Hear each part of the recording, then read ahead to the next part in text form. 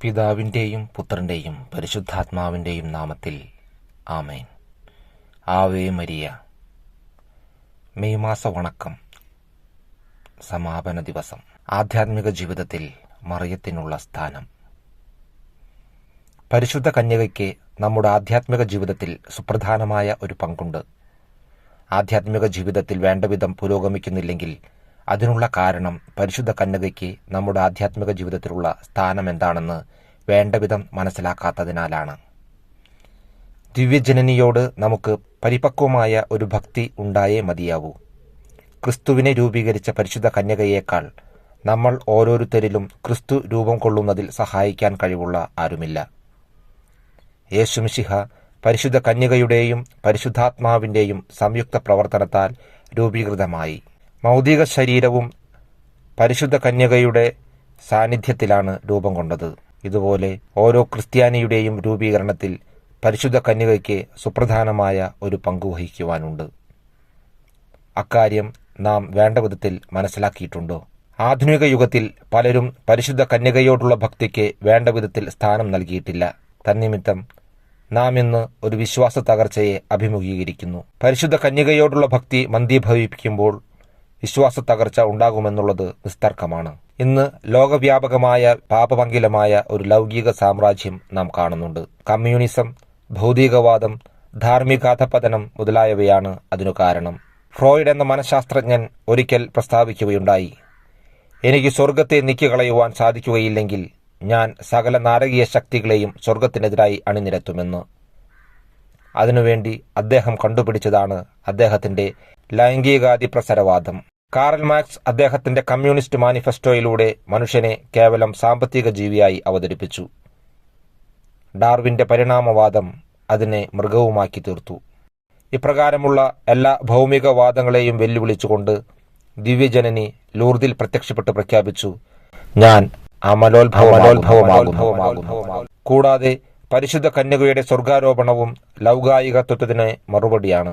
അമലോത്ഭവ സത്യത്തിലൂടെ മറിയം നമുക്ക് നൽകുന്ന സന്ദേശം മനുഷ്യൻ പദാർത്ഥ പരിണാമത്തിന്റെ പ്രതിഭാസം മാത്രമല്ല എന്നാണ്. എല്ലാ നാരകീയ ശക്തികൾക്കുമെതിരായി പരിശുദ്ധ കന്യക നമുക്ക് നൽകിയിരിക്കുന്ന ഒരു ദിവ്യായുധമാണ് ജപമാല.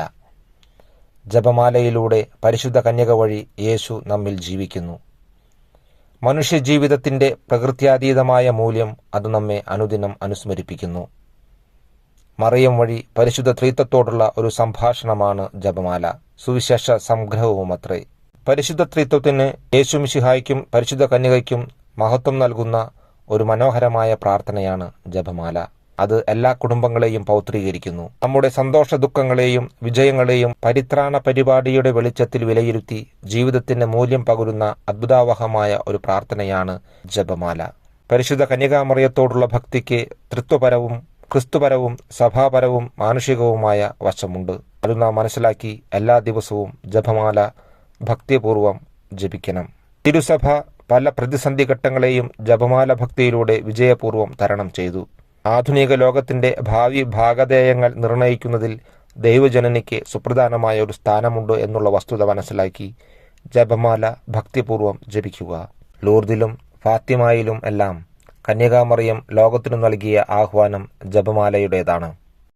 വിശുദ്ധ ഗ്രിഞ്ഞോൺ ദെ മോൺഫോർട്ട് ഒരു സംഭവം അദ്ദേഹത്തിന്റെ ജപമാലയെക്കുറിച്ച് ഗ്രന്ഥത്തിൽ രേഖപ്പെടുത്തുന്നു. ഒരിക്കൽ ഒരു ജപമാല ഭക്തൻ തസ്കര സംഘത്തിന്റെ കരങ്ങളിൽപ്പെട്ടു. തസ്കര സംഘം അദ്ദേഹത്തിന്റെ പണം തട്ടിയെടുത്തതിനു ശേഷം അദ്ദേഹത്തെ വധിക്കുവാൻ ഒരുങ്ങി. മരിക്കുന്നതിന് മുൻപ് 15 മിനിറ്റ് സമയം പ്രാർത്ഥിക്കുവാൻ അവസരം കൊടുക്കണമെന്ന് അദ്ദേഹം അഭ്യർത്ഥിച്ചു. അവർ അനുവദിച്ചു. ജപമാല ഭക്തൻ ഉടൻ തന്നെ കൊന്തയെടുത്ത് ജപമാല ആരംഭിച്ചു. അയാൾ ജപമാല ജപിച്ചുകൊണ്ടിരുന്നപ്പോൾ സുന്ദരിയായ ഒരു സ്ത്രീ അയാളുടെ പക്കൽ വന്ന് ഒരു റോസാപുഷ്പം അയാളെ ധരിപ്പിക്കുന്നതായി തസ്കര സംഘ നേതാവ് കണ്ടു. ഇത് പരിശുദ്ധ കന്യക തന്നെയായിരുന്നു. തൽഫലമായി അവർ ആ യാത്രക്കാരനെ നിരുപാധികം വിട്ടയച്ചു. അയാളിൽ നിന്ന് അപഹരിച്ച പണവും തിരിച്ചു കൊടുത്തു. ഇതുപോലെ നാം എല്ലാ ദിവസവും ജപമാല ഭക്തിപൂർവ്വം ജപിക്കുമെങ്കിൽ ദിവ്യജനനിയുടെ പരിലാളന നമുക്ക് ലഭിക്കുമെന്നുള്ളത് നിസ്തർക്കമാണ്. പ്രത്യേകിച്ചും നാരകീയ ശത്രുവിൻ്റെ അഭിയോഗങ്ങളിൽ നിന്നും മറിയം നമ്മെ രക്ഷിക്കും. നമുക്ക് പ്രാർത്ഥിക്കാം. പരിശുദ്ധ കന്യകാമറിയമേ, അങ്ങ് ഞങ്ങളുടെ സങ്കേതമാണ്. ഞങ്ങളുടെ ആധ്യാത്മികവും ഭൗമികവുമായ ആവശ്യങ്ങളിൽ ഞങ്ങളെ സഹായിക്കണമേ. അമലോത്ഭവ കന്യകെ, ഞങ്ങൾ യേശുമിശിഹായ്ക്കും അങ്ങേക്കും ഉള്ളവരാകുവാൻ മനസ്സായിരിക്കുന്നു. എനിക്ക് അങ്ങയുടെ നേരെയുള്ള സ്നേഹത്തിൻ്റെ ലക്ഷ്യമായി എൻ്റെ ആത്മാവിനെയും ശരീരത്തെയും, ഓർമ്മ, ബുദ്ധി, മനസ്സ്, ശരീരം എന്നിവയെയും അങ്ങേക്ക് കാഴ്ചവെക്കുന്നു. അങ്ങനെ അനുഗ്രഹിച്ച് എൻ്റെ രക്ഷയായിരിക്കണമേ. എന്നെ എല്ലാ പാപങ്ങളിൽ നിന്നും സംരക്ഷിച്ച് ആത്മശരീര വിശുദ്ധിയോടുകൂടി ജീവിക്കുവാൻ സഹായിക്കണമേ. പിതാവായ ദൈവത്തിൻ്റെ പുത്രിയും പുത്രനായ ദൈവത്തിൻ്റെ മാതാവും പരിശുദ്ധാത്മാവിൻ്റെ പ്രിയമുള്ള മണവാട്ടിയുമായ പരിശുദ്ധ കന്യകയെ ഞങ്ങളെ അനുഗ്രഹിക്കണമേ. ഈ സമാപന ദിവസത്തിൽ പരിശുദ്ധ മറിയത്തിൻ്റെ വിമല ഹൃദയത്തിൽ നമുക്ക് നമ്മെയും നമ്മുടെ കുടുംബത്തെയും പ്രതിഷ്ഠിക്കാം.